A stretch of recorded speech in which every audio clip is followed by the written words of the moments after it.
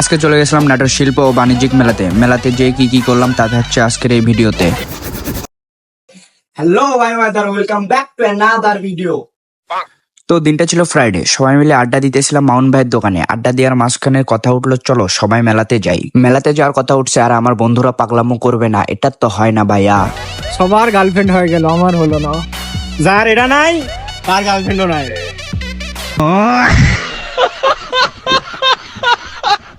তো মেলাতে যাওয়ার জন্য অটোতে উঠে পড়ছি, আর মেলার লোকেশন নাটোর থানার সাথে। এন্ড মেলার প্রবেশ মূল্য ছিল 20 টাকা। মেলার ভিতর ঢুকে মনে হলো আমি মেলাতে আসিনি, আমার এক্স এর মনের ভিতরে ঢুকে পড়ছি, শুধু মানুষ আর মানুষ।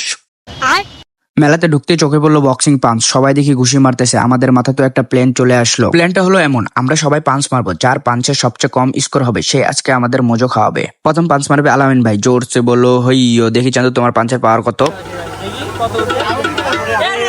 রাই পাঞ্চ মারার জন্য প্রস্তুতি নিতেছে, জোরসে বললো হইও, দেখি রাই তোমার পাঞ্চের স্কোর কত।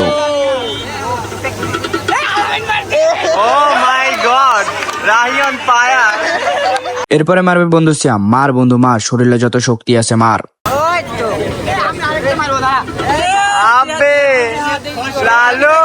এন্ড সবার লাস্টে মারলাম আমি, আমার স্কোর দেখে আমি খুবই হতাশ। যাই হোক, আজকের বিজয় হলো রাই, আর সবচেয়ে কম স্কোর হলো আমার, তাই আজকে আমার সবাইকে মজা খাওয়াইতে হবে। তারপর চলে গেছিলাম নৌকাতে উঠতে, আমার হাট এমনি দুর্বল, আবার সবাই মিলে তুলে দিছে আমাকে নৌকাতে। আমি তো কি করব ভাই, বুঝেই পাইতেছি না।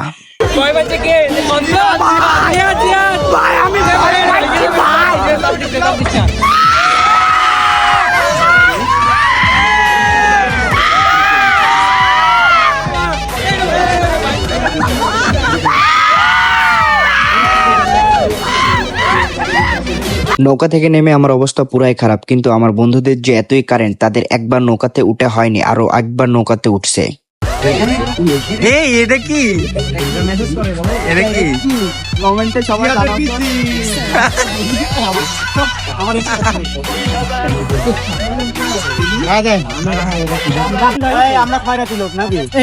ভিক্ষা লাগবে ভাইয়া?